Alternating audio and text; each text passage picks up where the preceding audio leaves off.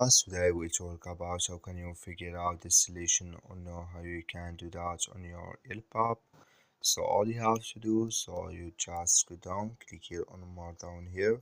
When you just click here on more, it's going to take you to this list here. It's going to show for you like this. Then you go down, just keep going down here. So then you click here on settings, click on it here. When you just click on settings, it's going to take you to this list here. Then all you have to do, so you just click here on push notifications. So then it's going to take you to this list here. Click on notification categories. Then it's going to take you to this list. You go down, come here to suggested businesses to review. Click in this sign or this color. Like you see color, it's gone.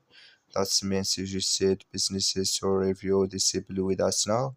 That's all you have to do. That's all. Thank you for watching. Don't forget to support us by liking and subscribe.